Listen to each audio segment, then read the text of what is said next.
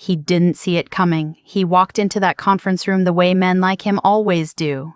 Jacket pressed, coffee in hand, the kind of calm that only comes from never having lost anything important. He didn't know that 12 floors below, in the lobby of the same building, I was sitting on a hard plastic chair with a folder on my lap and my hands completely still. I wasn't there to beg. I wasn't there to negotiate. I was there because my attorney had told me to be there at 9, and I don't arrive late to things that matter. My name is not important to this story, but my situation is. I was 31 years old, a registered nurse working the overnight cardiac unit at a mid-sized hospital in Columbus, Ohio. I had a one-bedroom apartment, a 10-year-old Honda, and a savings account that I was quietly proud of. I had built my life slowly, carefully, the way you do when no one hands you anything. I met my ex's father before I met his consequences. My ex, I'll call him by what he was to me, which is the father of my daughter, was 36 when we started seeing each other. He was charming in the way that people are charming when they've had a lot of practice at it. Smart, well-dressed, always knew the right thing to say. He told me his family was old money, new problems. I laughed at that. I shouldn't have. We dated for 8 months. It wasn't serious in the way that changes your plans until it was. I found out on a Tuesday in February. I sat on the bathroom floor of my apartment for about 20 minutes before I picked myself up, washed my face, and called my sister. She said, "What are you going to do?" I said, "I'm going to figure it out." That was the honest answer. I didn't know yet. I just knew that I wasn't going to fall apart in the bathroom. I told him 2 days later. We were at a restaurant, his choice. Nicer than anything I would have picked. I watched his face cycle through 4 or 5 expressions in about 3 seconds, before it settled into something careful and controlled. He reached across the table and put his hand over mine and said he needed some time to think. He took 2 weeks. When he came back, he didn't come alone. His father called me first. I didn't have his number. I didn't know he had mine. The call came on a Thursday evening while I was eating cereal at my kitchen counter after a 12-hour shift. The area code was local.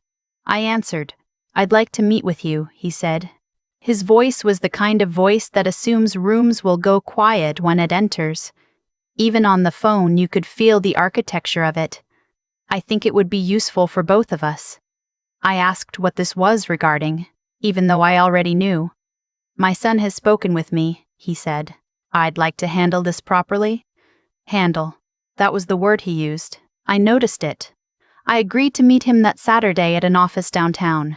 Not a restaurant, not somewhere neutral. His territory. I brought my sister because I wasn't going to walk into that room alone, and because she has a memory like a legal recorder and the composure of someone who has seen a lot of situations try to get the better of her. His name was Richard. He was 63 years old. He sat behind a desk the size of a small boat, and he had 2 attorneys in the room with him, one on each side, both in dark suits, both holding pens they never actually used. There was a folder on the desk. It was already open. He was polite. That's the thing I want to make clear. He didn't yell. He didn't threaten. He smiled at me the way people smile when they're very sure of the outcome, and they're simply waiting for you to arrive at it yourself. He told me he understood this was a difficult and emotional situation. He told me he respected that I had needs and concerns. He told me his son was at a critical stage of his career, a phrase he used without apparent irony, and that a situation like this, at this particular time, would be genuinely damaging. Then he slid the folder across the desk. I looked at it without touching it. $1.5 million, he said. Deposited within 72 hours of signing. Full medical coverage through the end of the following year. Relocation assistance if you'd like a fresh start somewhere new. He paused. This is a generous offer. I hope you'll take the time to consider it seriously. I looked at my sister. She was looking at the folder. Then she looked at me. I looked back at Richard. Is your son going to be at any of these meetings? I asked. Or just you? He smiled again. The same smile. My son has delegated this to me. I nodded slowly. I see, I said. I didn't touch the folder. I stood up, picked up my bag, and told him I'd be in touch. My sister stood up beside me without a word.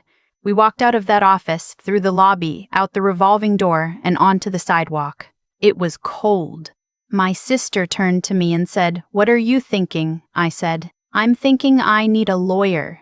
I found her through a colleague at the hospital whose sister had used her in a custody case. Her name was Patricia, and she had been doing family law in Ohio for 19 years. She had a small office, a large bookcase, and the kind of energy that made you feel like the problem had already been solved and you were just catching up to the solution. I told her everything.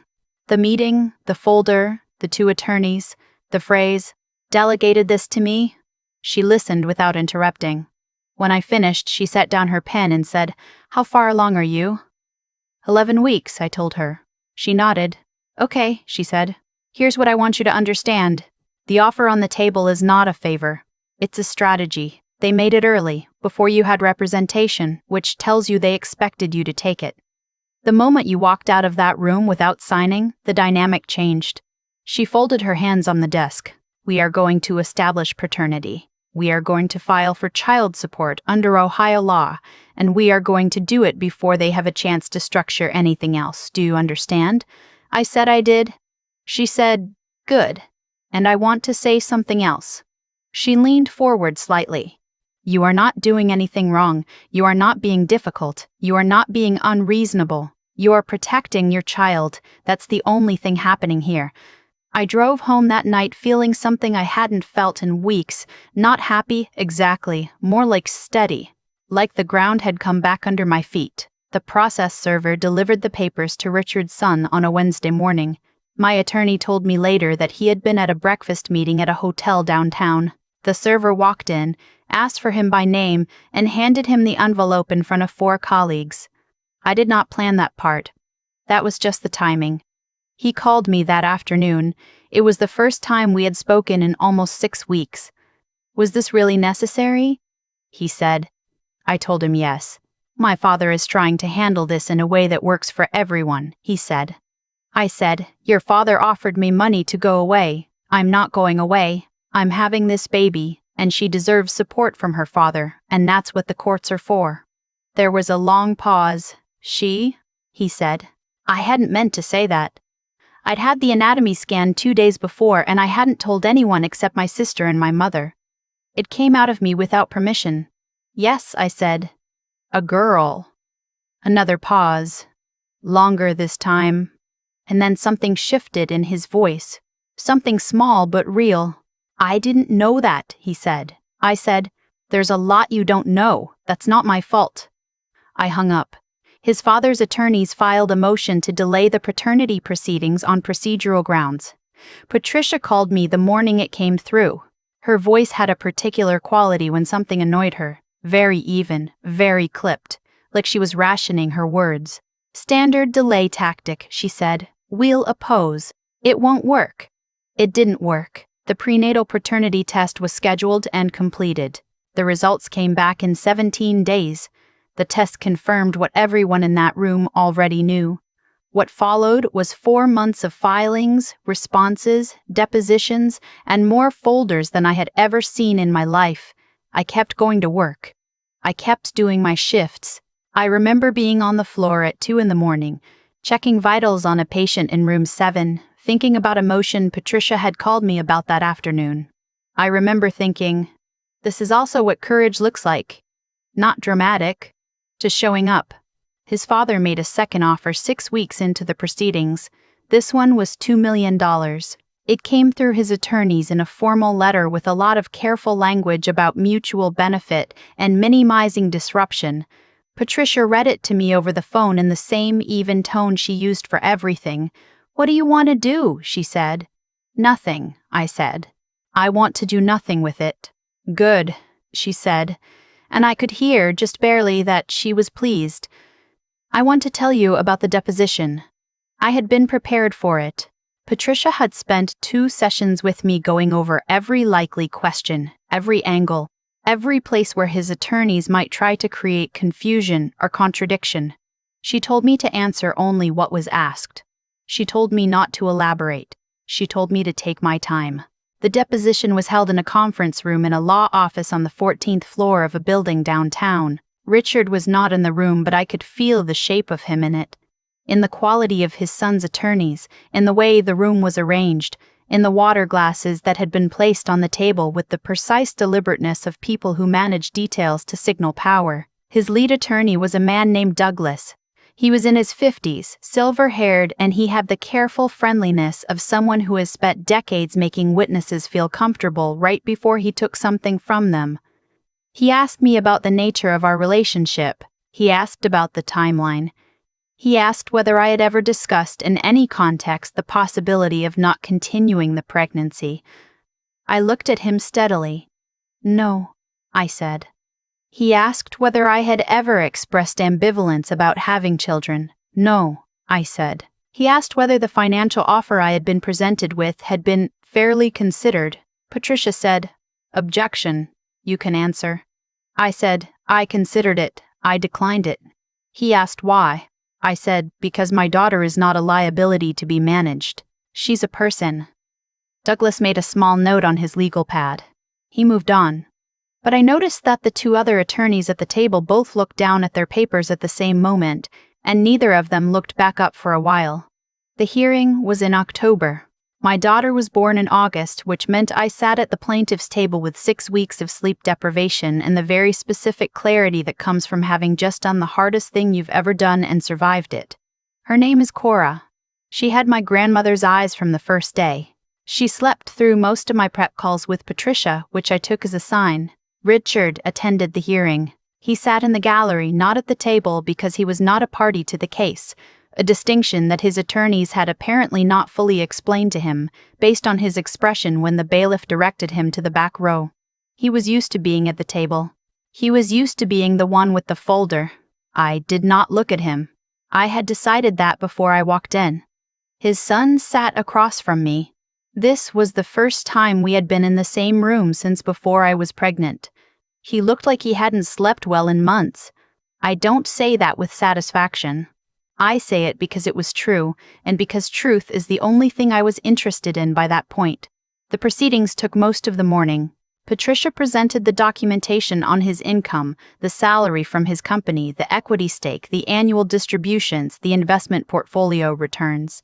His attorneys objected to several line items. The judge reviewed the submissions without visible emotion. At one point, Douglas argued that his client's current earnings were irregular and that projections should be based on a more conservative baseline. Patricia stood up and said, in a voice that was somehow both completely calm and absolutely unyielding, "Your Honor, we have 3 years of tax returns, 2 years of distribution statements, and a current valuation from a certified financial analyst. I'm not sure what baseline counsel is suggesting, but it is not this record." The judge looked at Douglas. Douglas looked at his papers. Patricia sat back down and wrote something in her notepad. I leaned slightly to read it. It said, "Going well." The order came down 3 weeks later. I was at home, sitting at my kitchen table with Cora asleep in the bassinet beside me, when Patricia called. She read me the numbers. I won't give you all of them, because this is not a story about money. But I will tell you that child support in Ohio is based on income, and his income was not small, and the court did not accept the conservative baseline argument. When she finished reading, there was a pause. "Are you okay?" she said. I said, "Yes. Do you have any questions?" I looked at Cora. She was making the small twitchy movement she made in light sleep. Her hands were curled up near her face like she was ready to argue with someone. I said, "No, I think I understand everything." Patricia said, "You did well." Start to finish.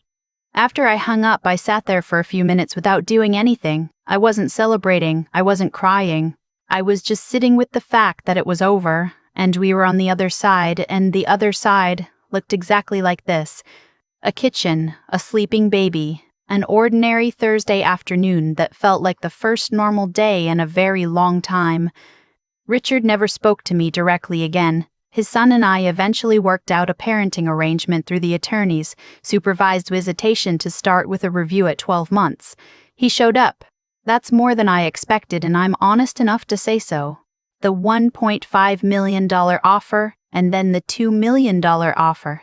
I think about them sometimes, not with regret, more like you think about a road you didn't take just to confirm you made the right turn. I needed the money. I won't pretend otherwise. The legal fees were substantial, the months of reduced hours at work had cost me, and having a newborn while managing a court case is not something any financial planner would advise.